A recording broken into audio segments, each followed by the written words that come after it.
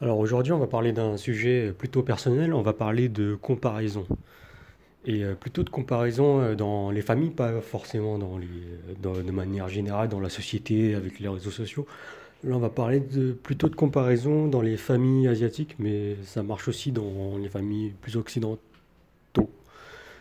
Euh, Moi, j'ai grandi dans une famille asiatique, donc pendant mon enfance, j'ai eu pas mal de comparaisons, que ce soit avec mon frère aîné ou avec d'autres personnes de la famille.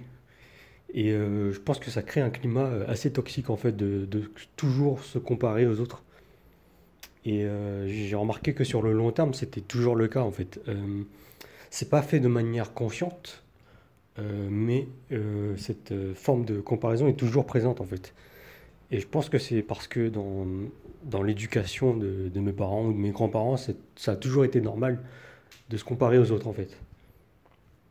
Et je pense que c'est quelque chose de très malsain parce que je le ressens personnellement, ça me crée beaucoup de frustration, beaucoup de colère. Et c'est pas quelque chose de sain en fait de ressentir cette colère tout le temps. Et on le ressent encore plus quand tes parents, ta mère t'appelle par le prénom de ton frère 5 fois dans la journée, ou qu'on parle de ton frère 10-15 fois dans la journée, on entend son prénom. Et quand je dis ces chiffres, c'est pas forcément exagéré, ça arrive parfois. Et le pire, ce qui m'énerve le plus, c'est que dès le matin, en fait, on entend parler de ton frère, en fait. Et je pense que dans les familles asiatiques, c'est normal, en fait, toujours parler des autres. Et je trouve pas ça très très sain, en fait. C'est vraiment pas du tout ça, même c'est malsain. Et ça me fait penser à une citation que j'avais entendue, que j'ai entendue il y a un moment, c'est les petits esprits parlent des gens, les moyens esprits parlent des faits, et les grands esprits parlent des idées. Et donc là, parler des gens, passer sa journée à parler des gens, je trouve pas ça du tout inspirant en fait, et ça m'affecte beaucoup. Et je pense que c'est ça qui fait que j'aime autant passer du temps seul en fait, parce que je sais pas, j'ai peut-être passé beaucoup trop de temps à être comparé quand j'étais jeune. Et quand je dis ça, je dis pas ça pour me plaindre ou quoi, il y a pire comme situation, comme il y a moins pire, mais c'est, je pense pas être le seul dans cette situation en fait. Et je pense que si d'autres personnes euh, connaissent ce genre de situation, c'est aussi une bonne chose d'en parler. Et là, c'est une manière pour moi hum, comment dire, d'expulser mes sentiments assez négatifs là-dessus. Et moi, ce qui m'a beaucoup aidé pour surpasser ça, en fait, pour passer au-dessus de ça, en fait, même si c'est toujours facile de dire ça, mais en pratique, c'est toujours moins facile.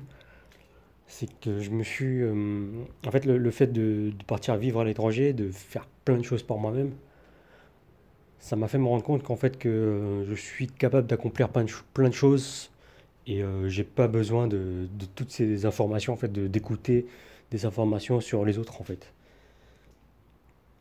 Et ça m'intéresse même plus, en fait, de savoir ce que fait tel ou tel.